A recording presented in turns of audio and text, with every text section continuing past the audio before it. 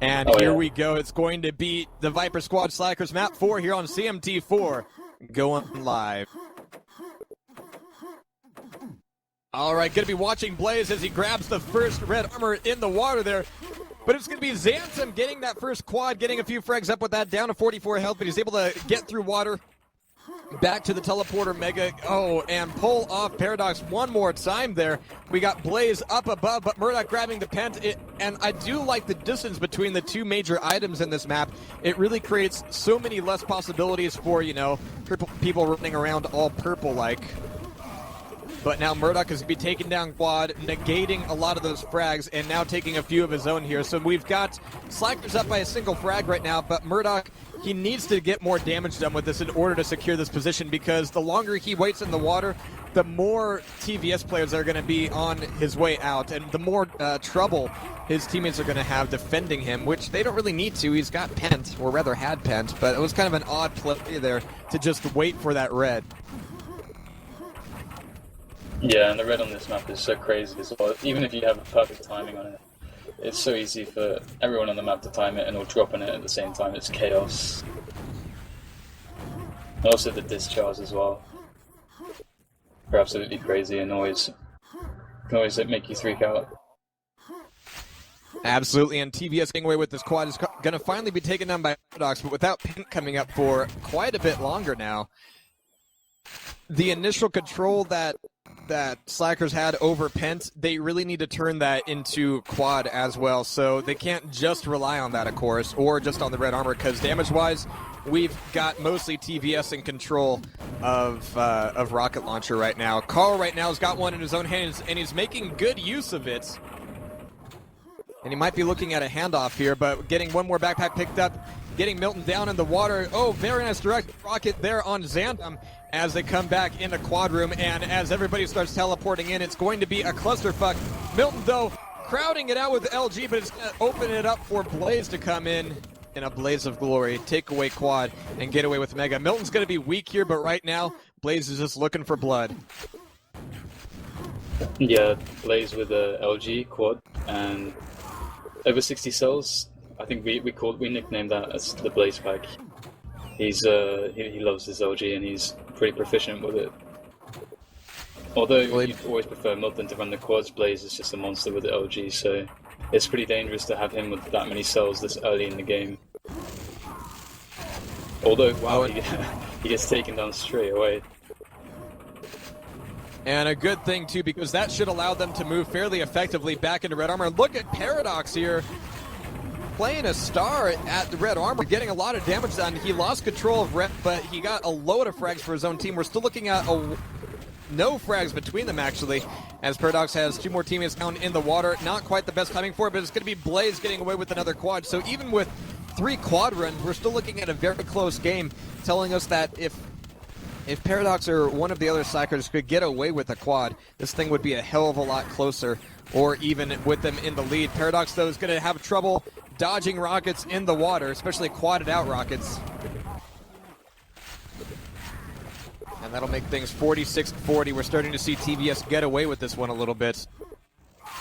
Xantom, again, plenty of cells, plenty of rockets, and he's going to be able to do a lot of damage here in the outer arena. Yeah, they're holding on solid yellow control right now. Yellow is probably the only fairly safe area on this entire map. Because, of course, the yellow is in quite a nice spot. There's a lift to get up there, and you can keep the lift up, so you can actually stay hidden up there as well. And it's got a nice little position away from everything else, and a rocket launcher as well, and a Mega. So, really, control can be surmised by holding that room in a lot of spots on this map, because it's such a safe fallback. The red armor is great, sure, but it's so hard to get out with the red armor. I mean, being in the water, you can take so much damage. Absolutely, and especially considering the fact that moving back through teleporter still gives you a fairly safe way to move into quad, even if it's through a teleporter with a fairly decent stack. So Xantom is definitely playing all the right cards here right now, taking down just about everybody, even if it's a teammate at quad, or rather at red armor. And he's finally taking a little bit of a beating, but that was a hell of a long time before anybody started to take notice of the quadded out Xantom. Yeah, that was really nice. His teammates had the yellow under control, and he was just denying everything at red armor as well. So and Penn's coming up in the next minute, so it's looking good for TVS now. They're playing it well. And conversely, Slackers seem to be really slacking a bit as far as their movement control goes. Of course, when you're dying all the time, it doesn't make things all that easy, but they seem to be going on the rhetoric of, oh shit, quad is coming up, we need to get the quad, but the preceding minute had absolutely no setup for it at all. Oop. Reflex as much. But Blaze is going to be taking out some more ammo. He doesn't have a rocket launcher to his name, but with SSG he's able to get a whole lot of damage in. But again, we have red armor a little bit early and stolen away. Blaze, even getting the frag, did not get the grab for red armor, and Milton is going to be taking a bit more damage, losing out his own stack there. So this is a potential grab here for Slackers. Paradoks, pent in hand. This is going to be important, especially as we should be seeing another quad coming up before too long. Paradoks is way too damn early for red, though. Again, seconds lost, and every second here is going to be absolutely vital. Paradoks needs to use this pent to get some sort of control back. And having, players diving into red armor, that's cool. That's free frags, but it's going to come down to the quad. Yep, and with Pen, it puts him in a really good position to take control of the red and the LG, because he doesn't have to worry about taking crazy amounts of damage from all sides because he has Pen. So it's a great opportunity to try and run the LG and the red, but he did lose a lot of armor though, although he should have the time on the red, so he might be able to grab the next, although it is in 2 seconds, so he's not going to be able to make it now. But he still has a nice position. You can just camp in the LG position, in the LG spot, if your team is in control, and that can actually be quite strong, as the LG is so important in taking control back by having a strong fight at quad. Quad is like quite an open area, and you can do a lot of stuff with the LG there, but if your team's not getting it, then it's really difficult to come back into it. And you really want to be getting those if the other team is yellow. Especially considering the fact that Paradoks, that was a lot of time he was holed up in there. Didn't even peek over to red armor. And that was a lot of time where, yeah, he had rocket launcher and LG, but his team wasn't really able to benefit from it because he was just hiding out. And that's going to allow the timing of quad to go over to TVS once again. And again, the positioning on it, Paradoks, either shouldn't have been waiting there at all, or if he was going to wait, just wait a bit longer so that you can come strongly into quad. But neither of those situations presented themselves, and now we're going to be looking at TVS getting away with another strong quad run.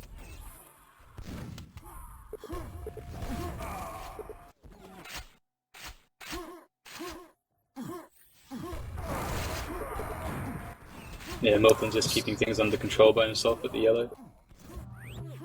That's putting it lightly. The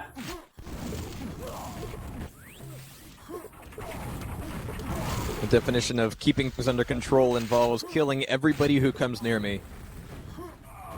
But Milton, is still very much that strong player who won't be dying very much. And again, contrary to what Paradoks was doing there, even if Milton isn't really sticking his neck out, he's definitely keeping himself in a place where he's able to pick up the frags, get some spawn frags anyway, and stay in the action without exposing himself to too much damage. And that is allowing him to remain very strong, even with only yellow armor, coming into quad. And yeah, Paradoks is going to be taken on down there. Blaze is going to have a bit more armor himself, but Milton's going to have very little trouble doing extra damage here. Picking up that extra health probably saved his life right there as Carl's trying to get in the final bit of damage, but no, Milton is going to be unperturbable. Milton definitely has a very good fight or flight reflex here.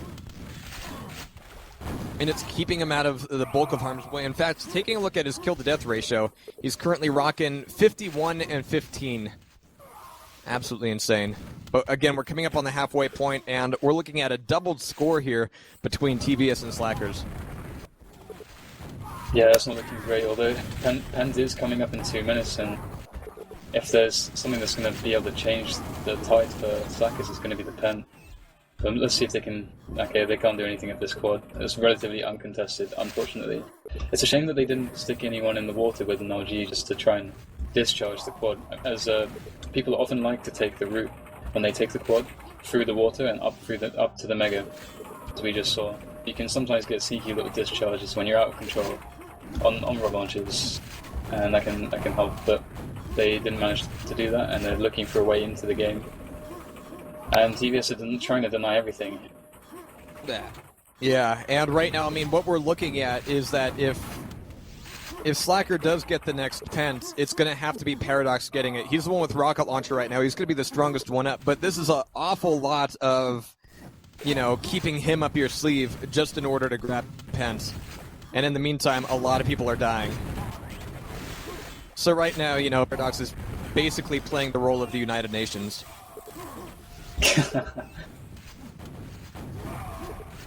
But, oh, Paradoks actually gets away with quad as well. This is absolutely phenomenal for him. It might be a long, deep hole to get himself out of, but this is definitely going to be a good start for it.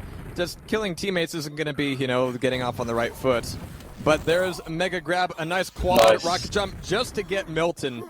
But you know what? It's totally worth doing that kind of stuff just to take down Milton, because in some ways this match is about defending Milton and about defending Paradoks. But there's Pent as quad comes up. The big deal there, why he had to make that rocket jump, was because Pen was going to spawn, and the button to open it was controlled by Milton, and he can keep the lift up, so someone's got to make the rocket jump up.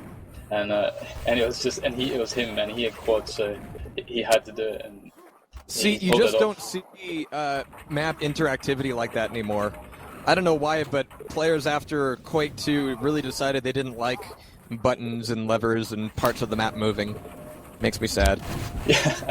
Yeah, it can add some nice mechanics to the gameplay and switch things up a little bit.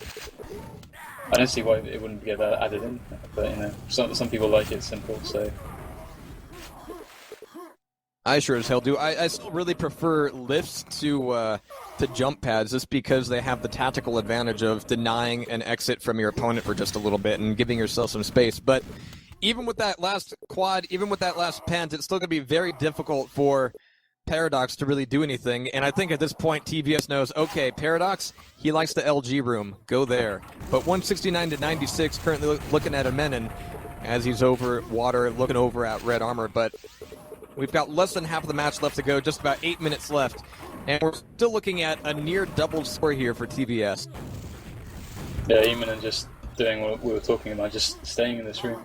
I mean, there's only two entrances, and they're both from the water, and you have LG, so it's a good spot if the team has control. But unfortunately, Slacker's managed to get the quad, so perhaps he wasn't really needed in that spot there, and he could have done something better with his LG. And Slackers can definitely come back in this. It's only a 68 frag differential, so. I like Zero's positioning at red armor a bit more than I've liked Paradoks' positioning in the same situation, where he's actually whoops. That's a massive deal. That was the only other rocket launcher. That's a terrible mistake. Sorry to interrupt you there. Yeah, no, that's fine, but I do like the fact that Zero was actually outside of the water doing the frags as people were coming in to try to attack the guy down in the water. So that was much positioning, but yeah, a lot of that negated by that team frag. Yeah, that was 185 to 115, though. I mean, it was a good quad run. And look at this, TVS rushing in for this. If Zero can hold on to his cells, hold on to his LG, even maybe at the expense of a teammate or two, and grab the next quad, he's going to be fairly weak coming out of it, but he should be able to get some damage. Now, a water exit here, this is going to be dangerous. He might have his face filled with rockets as he comes out of teleporter. Blaze attempted it, but the rocket just got close enough to shave off those pubes, but Zero managed to get the frag anyway, get some control over red armor, and now he's going to be back on the warpath. This is a very, very good run for them, and Zero's play coming up to that quad was absolutely vital.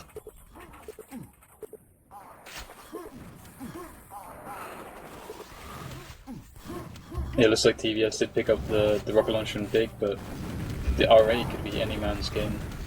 I mean, Slacker should really look to try and extend one of their boom stickers to try and steal it, as the life of a boom sticker is not as valuable as the life of a guy with a rocket or a shaft, so Zero's looking in some nice shape here. Yeah, the worst thing that could happen for... Oh, Paradoks is going to be the one up on top of it. Zero has the way cleared for quad. And again, the most disastrous thing for Slackers right now would be if Zero got taken down. So there's definitely a major escort system going on here right now. But Zero's still got plenty of cells, plenty of rockets, and if he can utilize his LG in the same way he did last time, but look at this, there's no party at red armor. Zero's looking for frags at red, and nobody's coming in for it. There's Murdoch down below, Xantom down below. Nice timing on the red there.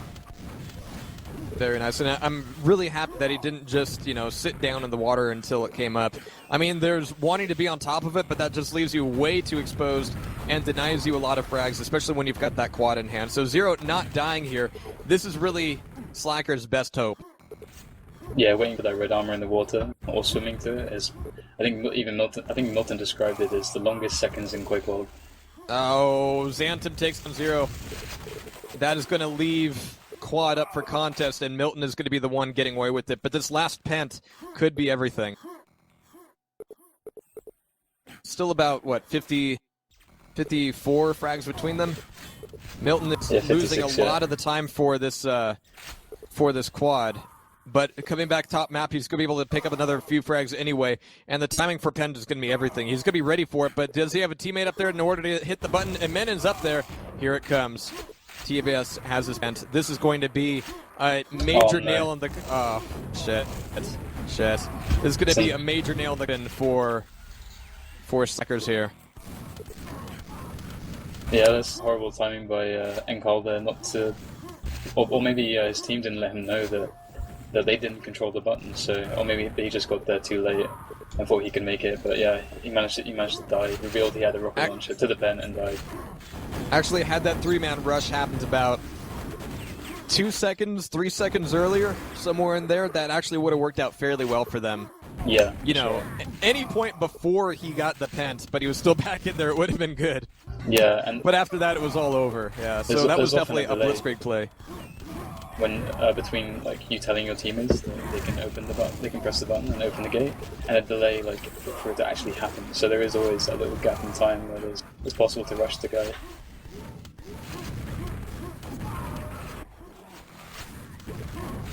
At this point, I'm not quite sure what Slackers can do with it being 239 to 147. Again, the last quad, Zero dying, and that absolute disastrous play at Pence really cost them almost everything. And Milton hasn't been able to really enjoy, the fruits of red armor all the time during this map, but he's definitely had the vital plays in there. Yeah, indeed. And it might be too little too late now for Slackers. Actually, the crucial frag in there, I want to say, went to Xantom with their current quad because he was the one finally able to take down Zero. He finally got the hit in on him, finally took him down, and that really broke the quad control by Slackers there. But yeah, final 2.5 minutes here. Xantom getting away with loads of frags at this quad, and again, finally getting the right position on there by, killing people around the circumference of red armor, not in the water itself.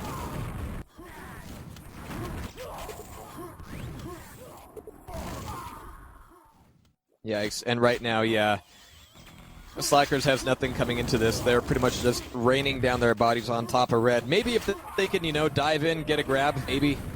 But even then, they're going to be giving up way too many frags given the time frame. So I think they're tossing in the towel at this point. Yeah, there's not too much that they can do right now.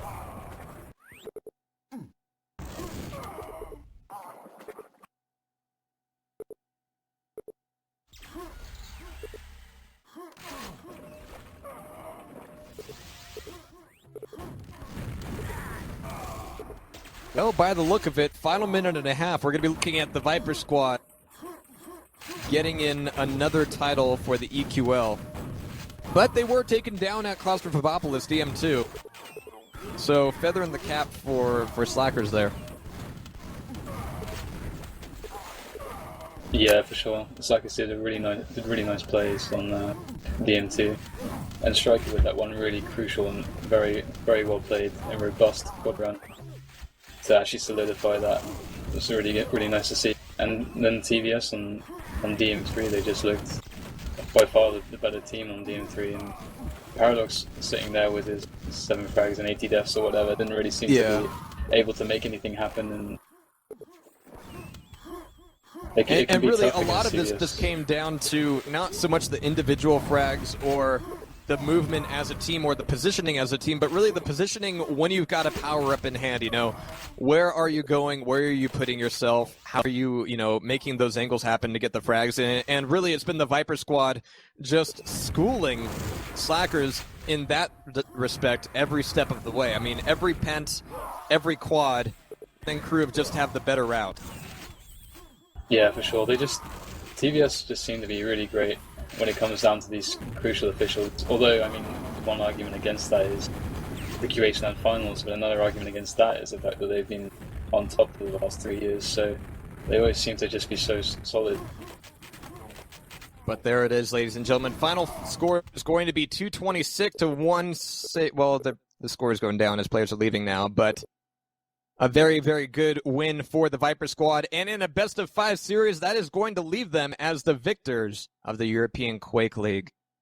Not much more to say other than that, really. I mean, these guys have been absolutely insane. Actually, we do have some info for another league coming up. I do appreciate that you guys just run these things back-to-back with a small summer break, but, you know, wintertime, I know it gets cold out there in places like Stockholm, so a good time for quaking, to be sure. I'm really appreciative that this happened on a Saturday. Leaves up the rest of the weekend fairly nicely.